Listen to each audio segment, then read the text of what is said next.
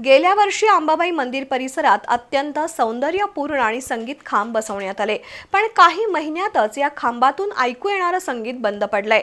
त्याबद्दल आमदार राजेश क्षीरसागर यांनी महापालिका अधिकाऱ्यांना धारेवर धरलं। प्रत्येक विकास कामात खोडा घालून महापालिका अधिकारी लोकप्रतिनिधींना बदनाम करतात का अशी विचारणा करून त्यांनी अधिकाऱ्यांची चांगलीच खरडपट्टी केली। त्याचवेळी केशवराव भोसले नाट्यगृहाच्या कामात कोणत्याही प्रकारच्या त्रुटी राहता कामा नयेत अशी सूचना त्यांनी केली आहे। 2 वर्षांपूर्वी श्री अंबाबाई मंदिर परिसरात सौंदर्यपूर्ण रचनेचे विद्युत खांब उभारण्यात आले।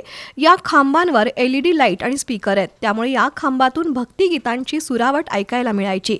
या खांबांचं सुरुवातीला चांगलंच कौतुक झालं, पण नेहमीप्रमाणे नव्याची नवलाई संपली आणि महापालिकेच्या दुर्लक्षामुळे हे संगीत खांब बंद पडले।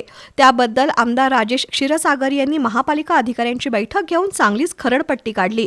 लोकप्रतिनिधी म्हणून शासनाकडून निधी उपलब्ध करून देतो, पण शहरातील प्रत्येक कामाची देखभाल दुरुस्ती करण्याची जबाबदारी महापालिका आणि देवस्थान समितीची आहे, असं आमदार क्षीरसागर यांनी सुनावलं। बंद पडलेल्या स्पीकरची ताबडतोब दुरुस्ती करावी असे आदेश क्षीरसागर यांनी महापालिका अधिकाऱ्यांना दिले। त्याचबरोबर आमदार क्षीरसागर यांनी आज केशवराव भोसले नाट्यगृहाच्या पुनर्बांधणीच्या कामाची पाहणी केली। नूतनीकरणाचं काम वेगानं सुरू आहे, पण रंगकर्मींच्या सूचनांचा आदर ठेवून पुनर्बांधणीचं काम पूर्ण करावं। कामात कोणत्याही त्रुटी राहता कामा नये अशा स्पष्ट सूचना आमदार क्षीरसागर यांनी दिल्या। 1 मे दिवशी नाट्यगृहाचं लोकार्पण झालं पाहिजे असंही त्यांनी सांगितलं।